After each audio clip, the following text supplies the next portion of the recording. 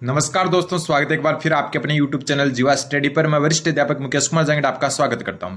तो इस वीडियो में हम बात करेंगे जो आपकी राजस्थान अध्यापक पात्रता परीक्षा है, जो रीट 2024 के नाम से आपकी हो चुकी है, और आपके ऑफिशियल जो क्वेश्चन पेपर है वो ऑफिशियल साइट पर जारी कर दिए गए हैं, जिसमें आप शिफ्ट 1, शिफ्ट 2, शिफ्ट 3 तीनों के देख सकते हो। इनको जैसे ही आप ओपन करोगे चारों सीरीज के क्वेश्चन पेपर की पीडीएफ साथ में डाउनलोड हो जाएगी। जो भी सीरीज का आपका पेपर था वो आप देख सकते हो, और आंसर की भी आपकी सीरीज के हिसाब से अलग अलग आएगी, औरों के जैसे नहीं आएगी कि एक ही आ जाएगी, अलग अलग सीरीज की अलग अलग आंसर की आएगी। ठीक है, अब अपन बात करते हैं इस वीडियो में सबसे पहले जो विवादित प्रश्न है उनके बारे में, क्योंकि जो सबसे ज्यादा आप जो है टेलीग्राम पर मैसेज करे हो विवादित प्रश्नों का क्या होगा।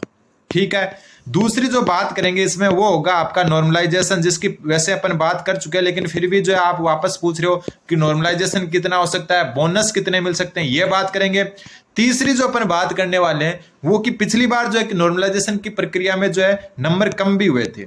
ठीक है, नंबर कम भी हुए थे, और मैंने ये नंबर जो है कम वाला मेरे याद नहीं रहा था, मैंने जो है 121.72 जो मेरे नंबर बताए थे आपको पात्रता परीक्षा 2022 में, जिसकी मैंने तैयारी बिल्कुल भी नहीं की थी। ठीक है, क्योंकि मैं सेकंड ग्रेड की तैयारी करता था, तो नंबर कम भी हुए थे, मेरे 122 नंबर बने थे और फिर ये हुए। और ये मेरे को पता इसलिए चला कि मैं जो है आज पीडीएफ देख रहा था, जो मेरे जो स्क्रीनशॉट देख रहा था उसमें लिखा हुआ था, तो वो भी मैं आपको दिखाऊंगा। ठीक है, तो नंबर कम होने के चांस भी रहते हैं, कौन सी शिफ्ट में कम हो सकते हैं वो भी बात करेंगे, लेकिन शुरू करेंगे अपन विवादित प्रश्नों से। तो आप चैनल पर नए तो चैनल को सब्सक्राइब जरूर कर दें।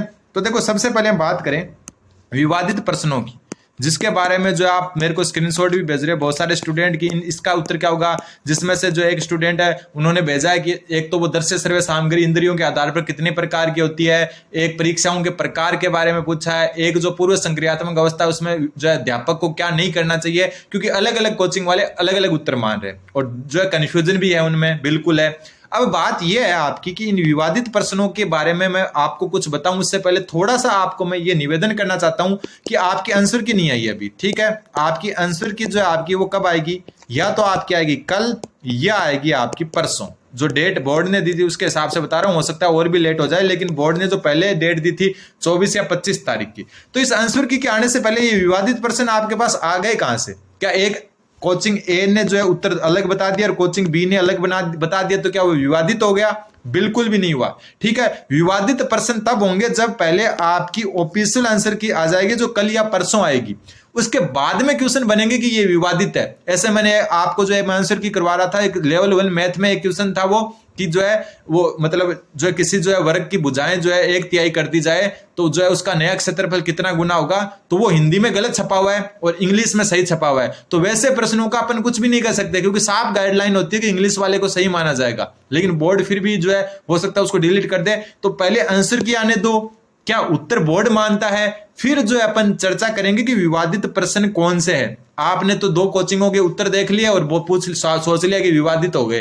विवादित ऐसे नहीं है, पहले ऑफिशियल आंसर क्या आने दो, फिर आपको लगे कि मैंने ये किया था सर, यहां पर ये लिखा हुआ है, ये उत्तर ये मान लिया, तब होता है विवादित प्रश्न। तो फिलहाल जो है विवादित प्रश्नों के बारे में कोई मतलब नहीं है चर्चा करने का। आंसर की आ जाए कल या परसों, मैं खुद आपको बता दूंगा कि कौन सा आंसर आपको जो है चेंज होने के चांस रहते हैं। ठीक है, तो विवादित प्रश्नों पर इतना ध्यान आपको मेरे हिसाब से नहीं देना चाहिए फिलहाल। और जो स्टूडेंट, एक स्टूडेंट है हमारे जिनका नाम मैं ले लेता हूं, लालू जी हैं, वो बार बार कमेंट कर रहे हैं, मेरे को मैसेज कर रहे हैं मतलब टेलीग्राम पर कि सर मेरे 81 बन रहे हैं, मेरे को बोनस मिल जाएगा क्या, बोनस मिल जाएगा क्या? तो मैं उनके बारे में वैसे पिछली जो है क्लास में चर्चा कर चुका। ठीक है, कि बोनस कब मिलेगा आपको, कि बोनस तब मिलेगा कि आपका कोई क्वेश्चन गलत आ रहा है अभी, मतलब जो आंसर किया उसमें गलत आ जाए और उसके बाद में वो क्या है क्वेश्चन ही गलत मान के डिलीट कर दिया जाए, तब बोनस मिलेगा, वरना बोनस नहीं मिलेगा। मतलब यहाँ डिलीट क्वेश्चन हो जाए तब बोनस मिलेगा। वो हो सकता है 3 क्वेश्चन डिलीट हो जाए, 5 हो जाए, या 1 भी ना हो, या 1 हो जाए, तो वो डिलीट क्वेश्चन का बोनस मिलता है जरूर। हालांकि वो आपका पहली आंसर की में गलत होना चाहिए तभी तो बोनस होगा, वरना आप अगर सही मान लो कि 1% है वो आपका सही है, ठीक है, और वो डिलीट हो जाता है तो फिर कोई फर्क नहीं पड़ेगा। 1 नंबर पहले भी मिल रहा था, अब भी मिल जाएगा। लेकिन कोई प्रश्न आपका गलत है फिर वो डिलीट हो जाता है, तो वो एक प्रकार से आपके बोनस का कार्य करेगा। अब बात करते हैं नॉर्मलाइजेशन की।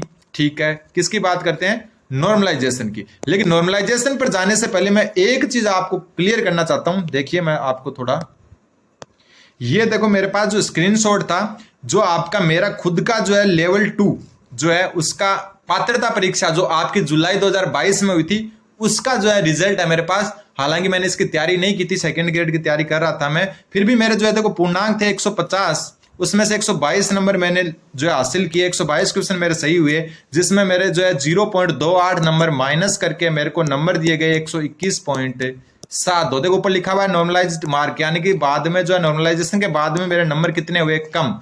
तो ये मत सोचना कि नंबर कम नहीं होते। अब एक और बात मैं आपको क्लियर कर देता हूं, ये सब बताने का कारण है कि आप फालतू में टेंशन ले रहे हो, इधर से वीडियो देख रहे हो, उधर से देख रहे हो। पॉइंट में कितने नंबर कम हुए मेरे, 0.28। और मैंने आपको क्या बताया था, 0 से लेकर अधिकतम 1.25 नंबर तक का चेंज मिलेगा आपको। इतने बढ़ सकते हैं या घट सकते हैं, ठीक है। बोनस वाला अलग सिस्टम है। अब मान लो आपके पहली आंसर की में 90 बन रहे हैं और आपके बाद में 94 बन जाते हैं, 3 क्वेश्चन डिलीट होकर मिल जाते हैं, वो अलग बात है, वो नॉर्मलाइजेशन में नहीं गिने जाते, ठीक है। अब देखो इसमें जो है बताने लायक चीज ये है कि मैंने जो ये एग्जाम दिया था वो दिया था जो है 23 जुलाई को एग्जाम हुआ था ये, ठीक है। सेकंड शिफ्ट थी।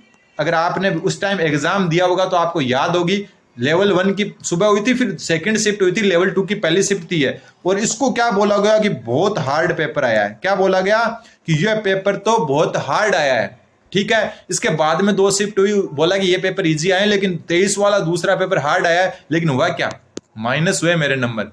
ये बात मैं कल वाले नॉर्मलाइजेशन वाले वीडियो में बता चुका कि आपको अभी देखो अपने पास सेकंड शिफ्ट और थर्ड शिफ्ट लेवल 2 की है, दोनों हार्ड लग रही है। दोनों में अपने को ये वाली हार्ड लग रही है ना हार्ड, कि सेकंड शिफ्ट हार्ड थी।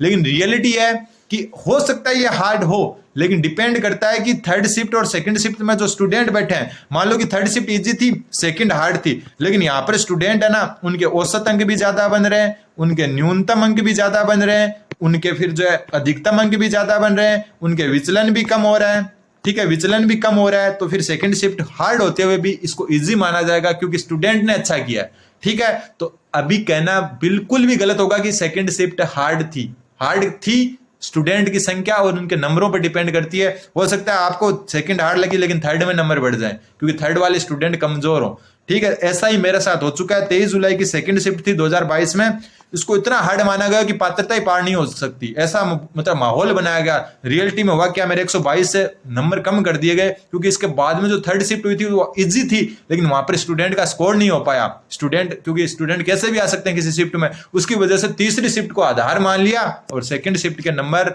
डाउन। तो डाउन भी हो सकते हैं, लेकिन इतने नहीं कि आप जो 2 4 5 6 नंबर बढ़ जाए, 5 4 6 कम हो जाए। हाँ, बोनस से जरूर ज्यादा कम हो सकते हैं, बाकी जो है पॉइंटों में ही नंबरों पर अंतर आएगा। तो यह बात आपको ध्यान में रखनी है।